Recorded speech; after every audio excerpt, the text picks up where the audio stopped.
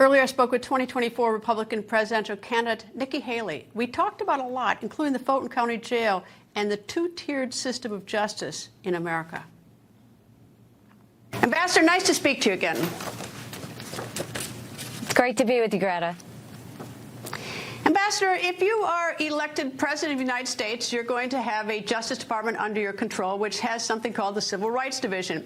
It is currently investigating the Fulton County Jail for structurally unsafe, excessive force, widespread violence. There were 7 who died in that jail this year. Someone died last September, and they found his body covered with bed bugs and lice. There are so many shanks that are coming off the wall, and everybody knows about it, and the Justice Department knows about it because they opened an investigation mid-July, but they have done nothing to clear it out. Everyone's still there. They haven't put everybody someplace else. If you were President of the United States, would you shut that jail down immediately until the investigation's over? You know, as governor of South Carolina, I actually took a big interest in our prisons, and namely in our inmates, how they got in, what happened to them when they were there, what happened after they left. And we did a massive overhaul of our prisons. What we did was we made sure that, yes, you always want safe conditions, but we made sure that we did family planning with them. We taught them computer skills. We taught them how to write a resume, but we put equipment behind the fence, and we started training them on a skill. And now in South Carolina, when an inmate leaves the fence, they have a job to go to the next day. And South Carolina has the lowest recidivism rate in the country. What's important is to understand that we need to lift up these inmates in a way that they can become productive members of society. And the way that you do that is you allow them to make certain decisions. We had what were called character dorms. Character dorms, they could decide whether they wanted to try and have good behavior, or they could decide if they just didn't want people to care about them. Those that wanted to get into a good character dorm. This is different. This is different. This is not the prison. This is the jail. The people there are presumed innocent. They have not gone to trial. It is right now. It was built for capacity. I don't know. It's over capacity in addition to all this. These are conditions that people presumed innocent. Fulton County Jail, and it's 87% African American. I might add to it. That jail is operating right now with those conditions while the federal government studies it and investigates it and knows about it. Well, that's unacceptable. They should move them completely. They should move them out of there and give them more of a safe place, especially if they haven't been convicted yet. I mean, this is something where you can't have those kind of conditions for people who are innocent until proven guilty. And look, the Fulton County Jail has a reputation for being a rough place, but you can't have innocent citizens sitting there and dealing with those conditions. They should move them right away. That's not about waiting on a research study. That's not about waiting and doing an analysis. It's about making sure that those people are safe and given the proper conditions to wait for trial in. Is it a dereliction of duty of the Attorney General of the United States knowing that that's the condition? And it's no secret. I'm not making this up. You can read it in New York Times, NPR. You talk to anybody from Fulton County. Is it a dereliction of duty to let people suffer like that right now in that jail? I mean, there's a lot of things happening at the Department of Justice that has been a dereliction of duty. There are a lot of things that we have to question. Quite honestly, I think we not only need to change the heads, you need to clean out all of senior management, because what's happening within that agency is unacceptable, and no one trusts it. The American people no longer trust the Justice Department. They don't trust our intelligence agencies. This is another example of that. And the fact that the president and President Biden's allowing that to continue to happen, this is on his watch. It's on his watch. And, he should be made to answer for that. They should ask him what he thinks about it and whether he thinks that's allowing the citizens the actual rights that they deserve before they go to trial. Do you think this is sort of an eye-opener, what's been going on? You say that people don't trust the Department of Justice. Is that for decades? Before I went to TV, I was a criminal defense attorney. I represented poor people charged with crimes, and there are a lot of inequities in the system. And in fact, the minority's been saying this for years, and it wasn't until recently that sort of now the conservative right is very much aware of what's going on in our system. Have we sort of neglected that for decades for people who have said the system's unfair?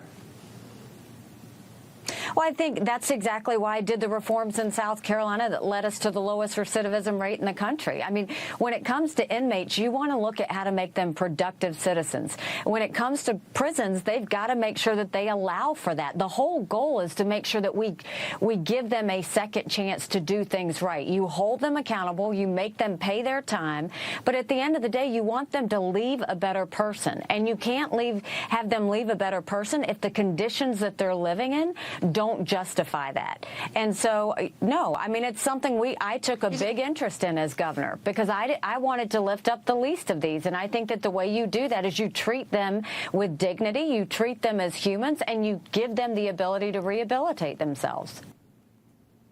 What does Ambassador Haley think about candidate Ramaswamy taking swipes at her name? Well, she's not crazy about it. She's going to tell you after the break.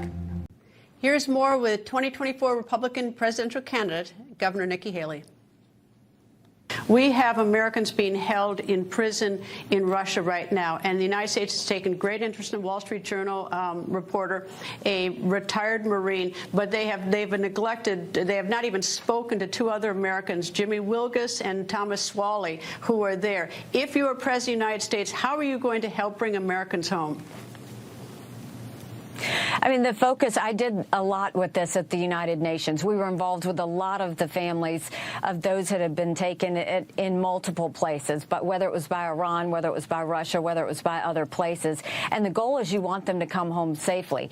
The problem is you don't do what Joe Biden just did and, you know, make them think that there's going to be a big price that they get back if they take someone and America wants it back. We saw that with Iran. When you put that bounty on their head, all that does is make them want to take more Americans. All that does is make them want to put more in jail. What you have to do is come at it with strength. Let them know you're not going to bargain and give them money for it. Let them know that you're not going to go and become more lax on them because they took another American. Let them know that there's hell to pay.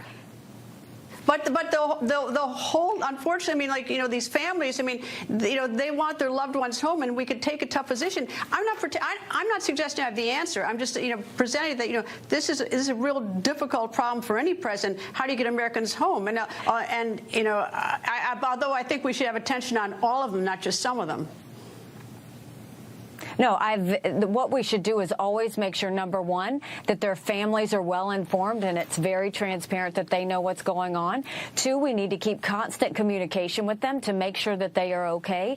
But we need to keep constant communication with the dictator that has them and let them know that we are not going to stop until we bring that American home. But you don't do it by caving to that country. You do it by standing strong and letting them know that we're not going to stop asking them. We're not going to stop sanctioning them.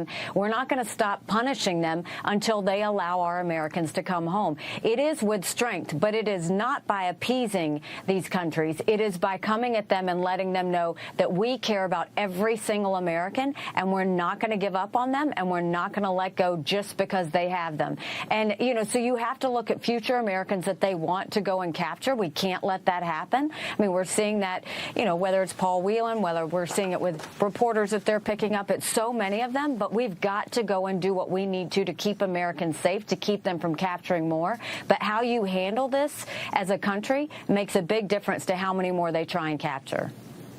Well, we have very stiff sanctions on Russia right now, and Putin isn't budging. In fact, the last time we made a swap was Brittany Griner for Victor Bout, who was an arms dealer, and I'm glad she's home to 26 segments here. But, you know, that was the last trade that we made. But we have sanctions on to try to put pressure on Russia about Ukraine, and the Secretary of State Blinken has just announced today a $250 million additional U.S. military package to Ukraine. We've already done more than $75 billion to Ukraine. Two questions is, number one is it, you know, how do we make sure, you know, that money is being spent the right way? We've seen what we left behind in Afghanistan with equipment. The money gets squandered all the time by when we go to these wars. And number two, should we be giving more money? I mean, Biden was it really, as the wife of a combat veteran who served in Afghanistan, it was really the most horrific debacle we could have ever imagined, losing 13 more Americans in the process. But when you look at Ukraine, the amount of military aid and equipment that has been given has been 3.5% of the American defense budget.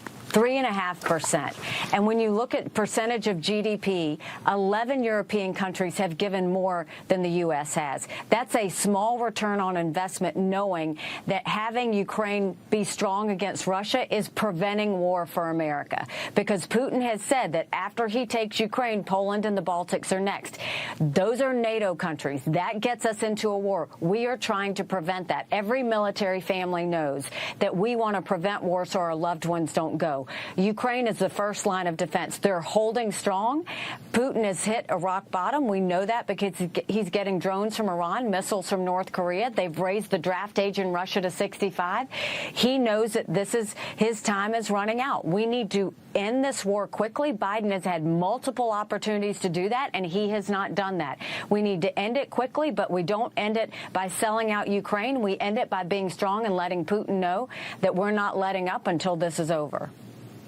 Well, does that strength also include the almost 70,000 people who were killed last year from fentanyl that's coming from drug cartels over our borders? I know every Republican says, let's strengthen the border, let's build the wall. I get that. But, this fentanyl is still seeping into this country, originating the ingredients probably from China. Would you send the military into Mexico to get the drug cartels, to stop them from poisoning 70,000 people last year in this country, killing them?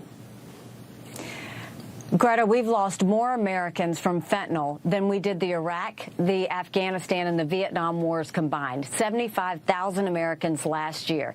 It is a crisis. What I will do is I will go to China and say we will end all normal trade relations with you until you stop killing Americans. The second thing we'll do is treat those cartels like the terrorists that they are, because we will go and send special operations in and take them out just like we've taken out the terrorists. We can't wait on Mexico to deal with this, but we can't let up on China, because China knows exactly what they're doing when they're sending that fentanyl over. We need to be strong with China, strong with the cartels, and make sure that we don't lose any more Americans to this process. All right, let me ask you an unusual question. The Ramaswamy camp is referring to you by your first name. And I went through the record. It's Trump, Biden, Ramaswamy, Obama, Clinton, but it's Hillary, Nikki, Carly, Kamala, Michelle. I always get Greta, but that's because I figured that Van Susteren's too long to say. Any thoughts on this whole controversy about the Ramaswamy camp using your name and I guess in an attack? Your first name. I mean, I think it's childish, and I think it's pathetic. Nikki was my name on my birth certificate. It's the name that I was raised with. I married a Haley, and that's why it's Nikki Haley. But look, he's living in a fantasy world. He's the one that said he wanted to abandon Israel, and I said that that's ludicrous. You can never abandon Israel when they're a partner that is the front line of defense to Islamic terrorism. He says that he wants to go and make sure that he gives Russia part of Ukraine so that they will stop being friends with China. That's just naive. It's naive to think that he's living like that. And so what we need is an American president that knows the difference between right and wrong, understands that Israel is a partner, and it's not that Israel needs America. America needs Israel too. And so we called him out on that. I think he's trying to walk it back, but, his words speak for themselves. Governor, Ambassador, thank you very much for joining me, and good luck on the campaign trail. Thanks so much, Greta. Go to NikkiHaley.com and join us.